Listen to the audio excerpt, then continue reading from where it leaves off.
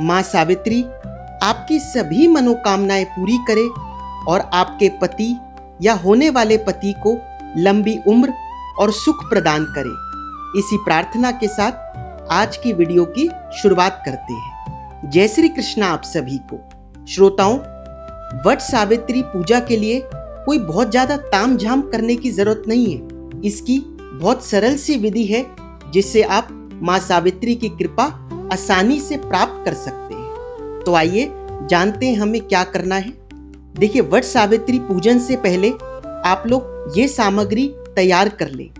इनमें से ज्यादातर चीजें आपके घर में पहले से मौजूद हैं, जैसे एक जल से भरा लोटा, रोली, हल्दी, अक्षत यानी कच्चे चावल, फूल, फल, भीगे हुए चने, मिठाई, सफेद कच्चा सूत या कलावा, दीपक और पूजा की थाली। ये सब आपके पास होना चाहिए।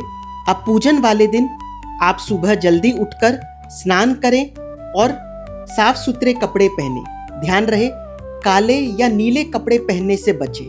ज्यादातर महिलाएं लाल या पीली साड़ी पहनती हैं। इसके बाद भगवान विष्णु और माता सावित्री का स्मरण करें।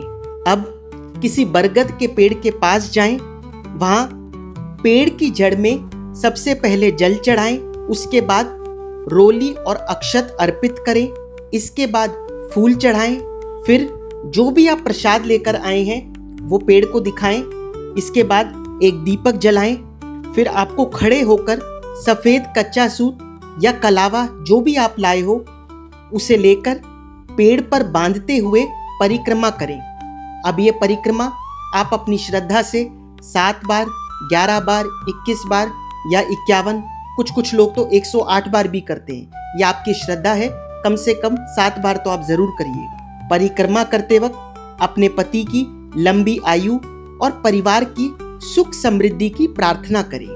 अब आप वहीं पर बैठकर कथा सुन सकते हैं तो वहीं सुने या फिर घर आकर कथा पढ़ें।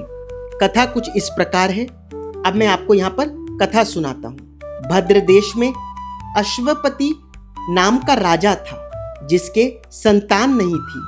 उसने बड़े बड़े पंडितों को बुलाया और कहा, मेरे संतान नहीं है, इसलिए तुम ऐसा उपाय करो जिससे मेरे संतान हो जाए। पंडित बोले, भाई, संतान तो तुम्हारे एक पुत्री लिखी है जो 12 वर्ष की आयु में विधवा हो जाएगी। राजा ने कहा, क्या फिर मेरा नाम नहीं रहेगा?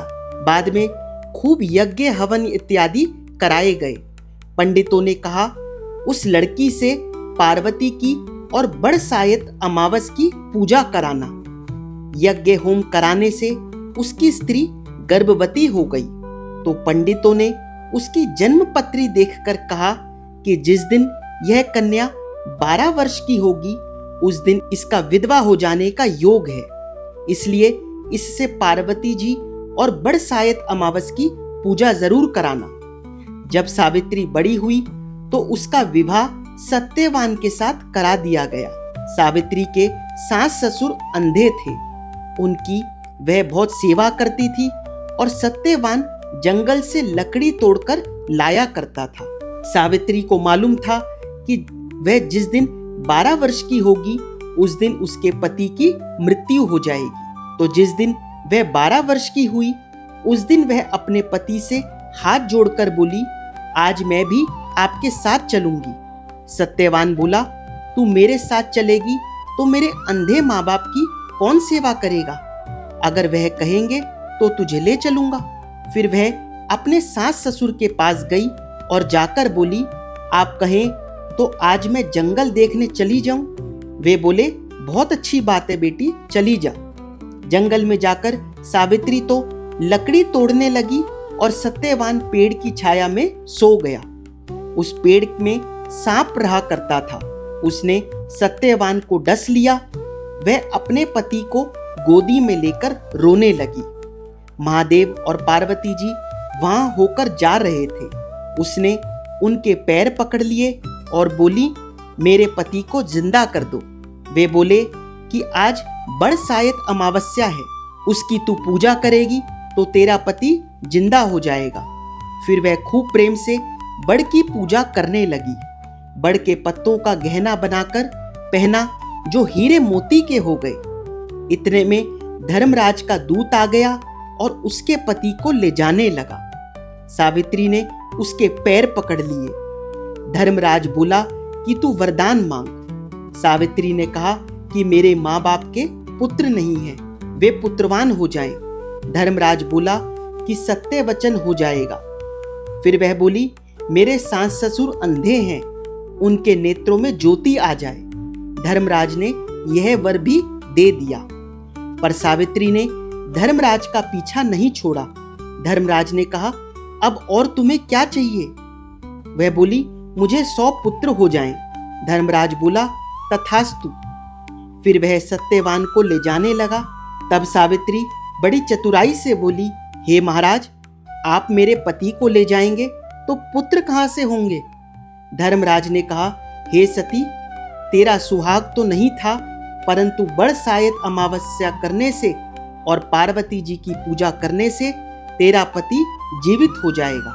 फिर उसने खुशी से सारे में ढिंडोरा पिटवा दिया कि कहते सुनते जेठ की अमावस आएगी, जब बड़ की पूजा करना और बड़ के पत्तों का गहना बनाकर पहनना, बायना निकालना।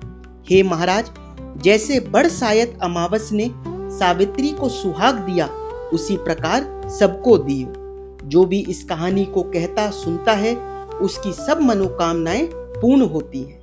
बरसायत अमावस को वट सावित्री व्रत और वर अमावस भी कहते हैं। बोलिए सावित्री मैया की जय। आप लोग चैनल को सब्सक्राइब कर जरूर जाइएगा। जय श्री कृष्णा।